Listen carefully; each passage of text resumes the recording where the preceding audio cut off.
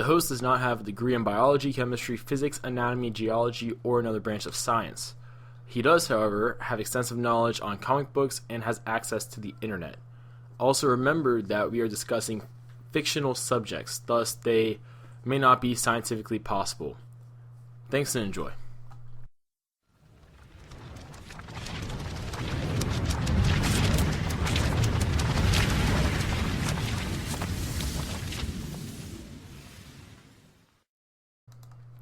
Okay, how's it going, guys? This is Super Science. Now, if you don't know what that is, we haven't done one in a while, so it's okay. But anyways, we take something from comics that has an interest, that people have an interest in, that has a science basis to it to some degree.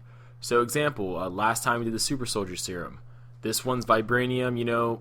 Another example would be like a Green Lantern ring, for example, because that does have some sort of, as much as it could be considered magical, there is some parts of it that are sciencey, which would be interesting to explore. And that's essentially what we do here. We explore to some degree.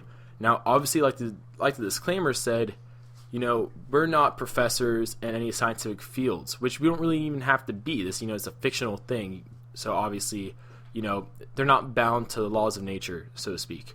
But anyways, this is Super Science for Vibranium, which is probably most people are familiar with. Captain America's shield in the Marvel movies is made entirely out of vibranium, even though in the comics it's not 100% made of vibranium. But I'm not going to go into that right now. That's not that important.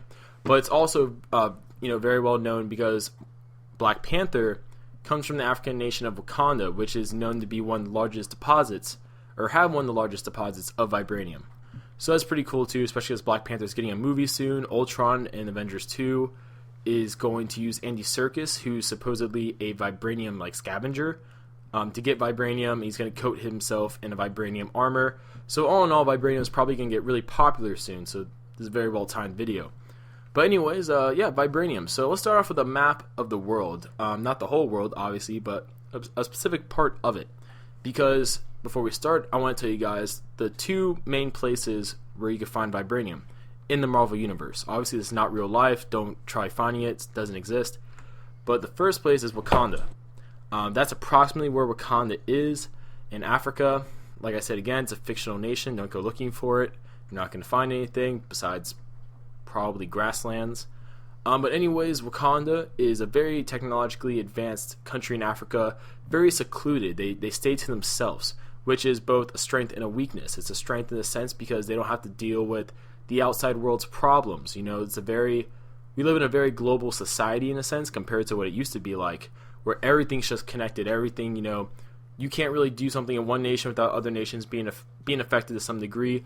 Wakanda doesn't have that problem. They stay to themselves, but at the same time, that's a weakness because they don't really know what's going on. But they are one of the wealthiest countries because they have such a large deposit of vibranium, which happens to be the most valuable metal in the Marvel Universe, due to the properties it has, which I'll get to in a little bit. And vibranium from Wakanda, the Wakandan vibranium, is what we're going to be focusing on today, because that's the one that's going to be explored in the Marvel movies and whatnot. But there's also another type of vibranium, which is found in a place called the Savage Land, which is in Antarctica. Don't go to Antarctica looking for it. It doesn't exist. But anyways, it's this made-believe tropical area of Antarctica. There's dinosaurs there. It's a crazy comic book world that can only happen in comic books, naturally. So anyways, like I said before, most people know vibranium due to Captain America's shield using it as part of his composition. Usually it's tied to Black Panther in the African nation of Wakanda, and basically a little bit of history on it. Approximately 10,000 years ago, a meteorite from space, believed to be a chunk of another planet, crashed onto Earth. Now, if you actually read Marvel Comics, you'll know there actually is a planet made entirely of vibranium, which is where this is believed to come from.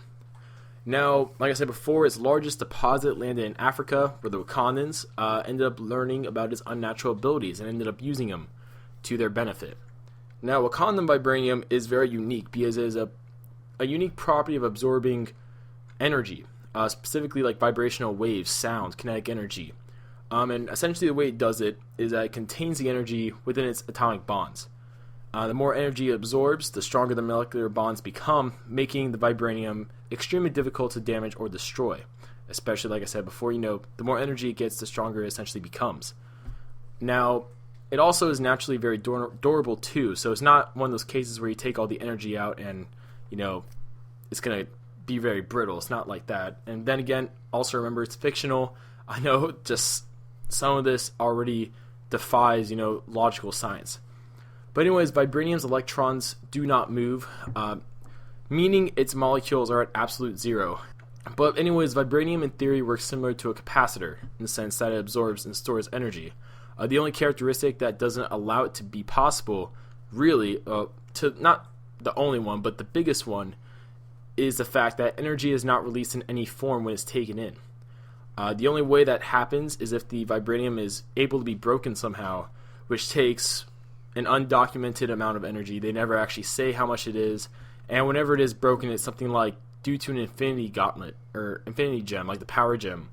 Thanos used that and the reality gem to break vibranium. Beyond that, not even things like Thor's hammer could break it. Infamously shown in the Avengers movie when Thor's hammer hit Captain America's shield. So, all in all, it's pretty simple. I wasn't trying to make this too confusing for anyone, just, you know, give you a very simple rundown of the metal. If you want to know more about the metal, though, like how it's used in comics, definitely read Black Panther and Captain America. Obviously, they use it the most. And also, you know, the Marvel movies do a pretty decent job explaining it also, especially in Captain America the First Avenger, I believe. And definitely, they'll probably go into it in Avengers 2. And I would bet my heart and soul that they would go into it for Black Panther. So all in all, tell me if you guys like the new layout. I'll put in the video a comparison of what it used to look like with what it looks like now. But all in all, yeah, I hope you guys like it, and I'll see you guys later.